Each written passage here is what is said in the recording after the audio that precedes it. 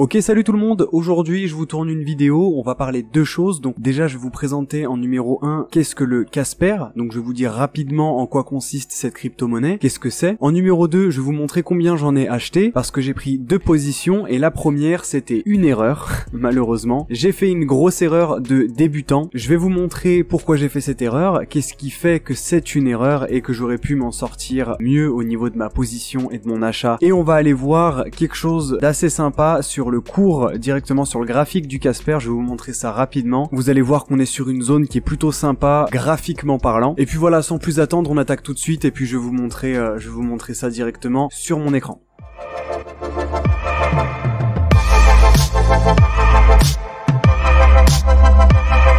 Ok, alors voilà, on se retrouve sur mon écran, on est sur le site directement de Casper, qui a ce symbole là, qui est leur logo. À mon avis, vous avez dû le voir plus d'une fois traîner sur des miniatures YouTube, celui-là, ces derniers temps. Ce qui fait d'ailleurs grandement partie de l'erreur que j'ai pu commettre. Je vous expliquerai ça juste après. On regardera après ce qu'ils ont écrit sur leur site, là, pourquoi Casper, mais juste avant, je vais vous expliquer qu'est-ce que Casper. Alors Casper, c'est le nom de l'algorithme de preuve d'enjeu qui a pour but de venir remplacer l'algorithme Ethash comme mécanisme de validation sur la blockchain d'Ethereum. Ethash est l'algorithme qui est prévu pour Ethereum 1.0, donc Ethereum tourne encore sous le mécanisme de Proof of Work, donc de preuve par le travail. Si vous ne savez pas faire la différence entre POS Proof of Stake et POW Proof of Work, je vous invite à aller voir la vidéo que j'ai tournée sur le staking où je vous explique la différence entre les deux. Donc Casper aura sûrement son rôle à jouer sur Ethereum quand il va passer de Proof of Work à Proof of Stake, Ethereum 2.0. À la base, il était déjà prévu, c'était normalement le souhait de son créateur Vitalik que Ethereum passe en Proof of Stake. Cependant, c'est plutôt compliqué. La preuve d'enjeu, le Proof of Stake, repose sur un mécanisme qui est simple, mais son implémentation au sein d'une blockchain, ça par contre, c'est beaucoup plus compliqué. Il y a une phrase que j'ai entendue dans un interview sur la chaîne Grand Angle Crypto. C'est une phrase qui n'est pas de moi, mais je vais vous la reprendre comme exemple parce que c'est un très bon exemple. On a beaucoup de blockchains, d'infrastructures qui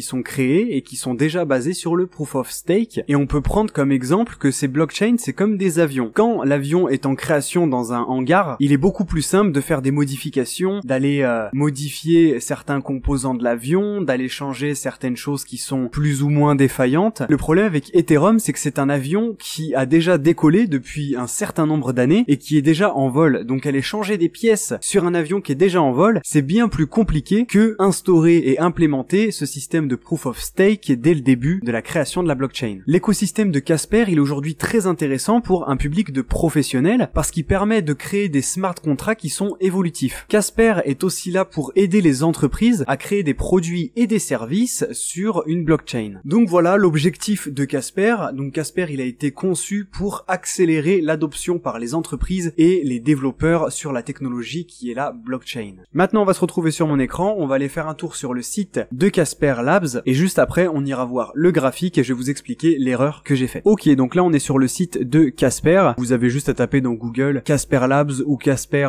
Crypto et vous tombez directement sur le site officiel. Ce que je voulais vous montrer, donc c'est ça ici, comment Casper se caractérise. Donc preuve de participation CBC Casper. Casper a été construit à partir des spécifications originales de CBC Casper, conçu par les développeurs d'Ethereum. Donc ça il faut bien que ce soit souligné, ça a été conçu par les développeurs d'Ethereum. Optimisé pour les entreprises peuvent choisir de créer des applications privées ou autorisées sur le réseau, donc comme je vous disais pour faciliter l'adoption des entreprises dans le monde de la crypto-monnaie. Évolutif, l'architecture POS de Casper permettra le sharding, une solution de mise à l'échelle de la base de données. Donc pour ceux qui ne savent pas ce que c'est que le sharding, pour prendre le même exemple que donne Asher dans ses vidéos, vous avez une blockchain, on a pu voir lors du bull run début 2021 que la blockchain d'Ethereum a été congestionnée par de forts volumes exécutés sur le réseau. Donc des fois on se retrouve avec Ethereum et des frais de gaz qui sont extrêmement élevés. Vous voulez envoyer 100 balles, vous allez payer 50 balles de frais. Donc à un moment quand le réseau est très congestionné par énormément de volume, sur certaines blockchains, on a le sharding qui vient intervenir. Et donc comme je disais, Asher donne l'exemple, le sharding c'est comme un péage sur l'autoroute. Donc vous avez votre autoroute, il y a un moment où vous arrivez au péage, il y a énormément de voitures, le péage est congestionné, et ben votre GPS qui est le sharding va vous dire qu'il faut prendre des petites routes de campagne, ce qui va vous permettre de gagner du temps, de décongestionner le péage, et vous pourrez aller là où vous le souhaitez, donc de votre point A à votre point B. Tout ce qui change, ça va être l'itinéraire. Et ben c'est la même métaphore que dans les transactions. À un moment, vous avez le réseau qui est très congestionné. Une couche de sharding vient aider le réseau à se décongestionner. Les transactions sont déviées sur d'autres blocs, ce qui va permettre de réaliser les transactions sans attendre trop longtemps et de décongestionner le réseau d'Ethereum. Ok, donc ça c'est vu. Preuve du futur, des contrats évolutifs, des frais de gaz prévisibles. Donc ça c'est très bien, des frais de gaz prévisibles. C'est génial pour les entreprises. Et WebAssembly garantissent que Casper évolue comme le font les entreprises. Je vous laisserai aller checker le site de Casper si vous voulez vous renseigner plus en profondeur. Vous avez bien sûr le white paper du projet Casper qui est disponible sur leur site internet. Et puis là on va aller faire un petit tour sur le graphique du Casper. Donc il est pas très vieux, on n'a pas beaucoup au niveau de l'analyse technique, c'est compliqué parce qu'il est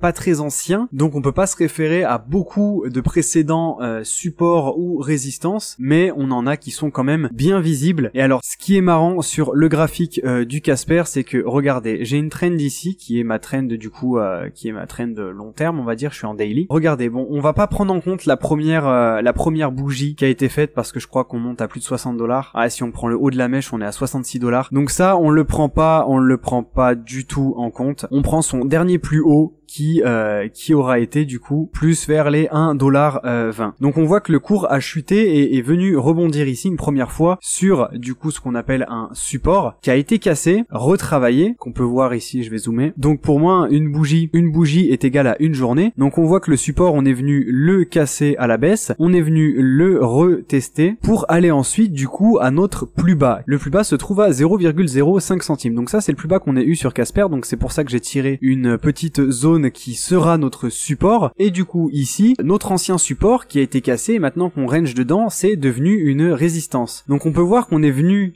tâter notre trend ici une fois, deux fois, trois fois, quatre fois, et là on est sur la 5e fois. Ce qui est génial, c'est qu'on vient tout juste d'avoir en plus la clôture daily à 17h, l'heure où je tourne cette vidéo, on est le 16, il est 17h02, on vient tout juste il y a 2 minutes d'avoir notre clôture daily qui vient valider notre support, notre rebond qu'on a eu sur la trend du coup que je vous ai tracé juste ici, et je vais vous expliquer l'erreur que j'ai faite. Donc moi j'ai acheté du Casper et alors vu que j'en ai acheté sur crypto.com et que je filme avec mon téléphone, je peux pas vous montrer directement en fait mon compte, mais j'ai fait des screenshots que je me suis envoyé par mail et on va aller voir ça. Mes screenshots sont là. On peut voir que du Casper j'en ai acheté 13 300 le 10 décembre, donc pour un total de 1768 €. J'en ai acheté le 10 décembre à 12h50. Donc on va aller checker le graphique. On peut voir que le 10 décembre, ici, la bougie, regardez-moi cette bougie et je me suis positionné là-dessus. On n'avait aucun signal d'achat, il n'y avait aucune raison de se positionner maintenant. Mais je l'ai fait parce que je me suis fait FOMO tout seul. Moi, j'ai vu beaucoup de vidéos tourner sur YouTube, du Casper, machin, les prédictions du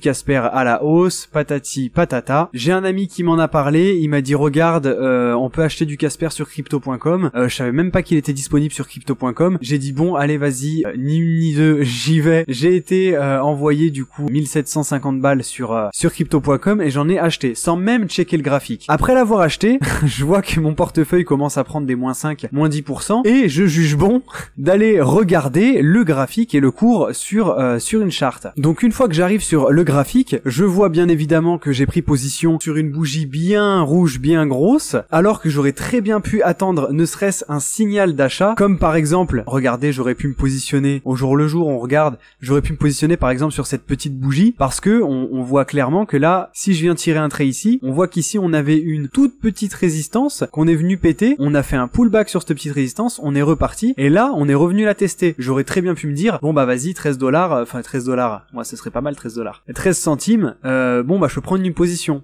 Je ne l'ai pas fait, je l'ai pris avant, donc j'ai attendu aucun signal d'achat pour prendre ma position. Grosse erreur à ne pas refaire. Au final, j'ai vu que le cours se dirigeait vers cette trend. Donc j'ai tiré ma petite trend là en partant du dernier plus bas. Je vois qu'on est venu la tester une fois, deux fois, 3 fois, 4 fois, et qu'on se dirige la tester une 5e fois. Et du coup, je me dis, si on se dirige vers cette trend, eh ben, je vais prendre position à ce moment-là, parce que j'estime que ce sera un bon moment pour prendre position, vu qu'on est déjà venu la tester 5 fois, je me suis dit que j'allais venir me repositionner ici. Et c'est ce que j'ai fait, je vais vous montrer du coup le deuxième screenshot. Là, vous avez mon erreur du coup. Le premier achat de CSPR que j'ai fait, j'ai repris position ici, on peut voir, le 14 décembre, à 17h, j'en ai remis pour 430 € à peu près. Pourquoi? Regardez la bougie du 14, juste ici. Donc vous voyez, on est bien le 14. J'ai pris position parce qu'on était venu, là, ici, j'ai pas attendu la clôture, on était venu toucher ici, se poser sur cette trend, et là je me suis dit bon bah je pense que c'est un bon moment pour se positionner là, donc j'en ai racheté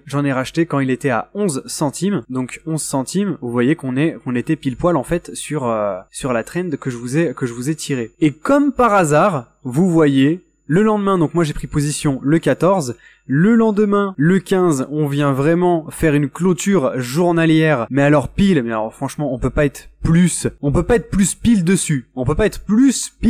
dessus. Et juste après, on vient confirmer cette trend avec, regardez-moi cette très belle bougie qu'on vient tout juste de clôturer en daily puisqu'il est 17h, un bon gros avalement haussier. Donc ça, une bougie comme ça s'appelle un avalement haussier puisque là on vient totalement avaler la dernière bougie, la dernière clôture daily qu'on a fait à la baisse. Pour moi, je me suis positionné parfaitement à 11 centimes. Pour moi, c'était très bien, d'autant plus qu'on peut regarder un autre truc qui est un peu marrant. C'est absolument pas rigolo, mais c'est sympa à voir. Si je prends une trend que je viens me positionner sur pile poil là on est venu toucher à 11 centimes et que je viens la tirer tout droit, donc tout droit, paf, regardez. On est dans une sorte de range depuis déjà un bon moment, depuis août 2021, on est dans un range et on oscille aux alentours des 11 centimes, on voit qu'on a une petite résistance, qu'on est souvent venu travailler au niveau des 11 centimes, donc vous voyez on a pété ici à la hausse, ici petite chute, on vient tâter les 11 centimes, on vient rebondir dessus, hop là, on fait un joli pullback sur ces 11 centimes, on est reparti, tac tac tac tac, hop là, on revient, regardez pile poil,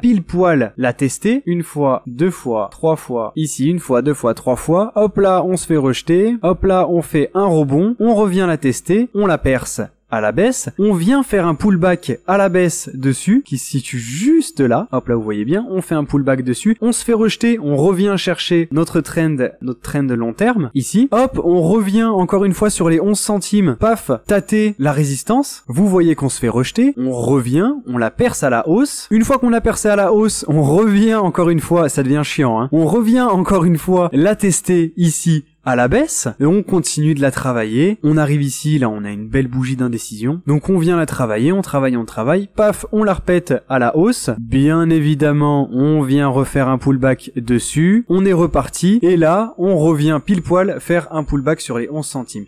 Donc je me suis dit 11 centimes, let's go. Comme vous pouvez le voir, le 14 décembre, j'ai pris position à 11 centimes et je suis venu renforcer la position que j'avais déjà sur le CSPR. Du coup, vous pouvez checker que, bon là, ce screen, je l'ai pris, je sais plus quel jour je l'ai pris. Là, on est plus aux alentours des 2000 €. Au total, j'ai acheté 17 328 Casper. Et puis voilà, on verra bien sur le long terme. Donc bien sûr, mon premier objectif, parce qu'on n'investit pas sans s'être fixé d'objectif, vu que j'ai pris ici en bas de ce petit, on va pas appeler ça un canal, mais ici on voit bien qu'on a notre résistance, ici comme je vous ai expliqué, qu'on est venu tac une fois, on est revenu pullback, ici on est revenu la travailler, ici on est venu la chercher une deuxième fois et là une troisième fois en tant que résistance. Donc là clairement mon objectif il est vers les 22 centimes.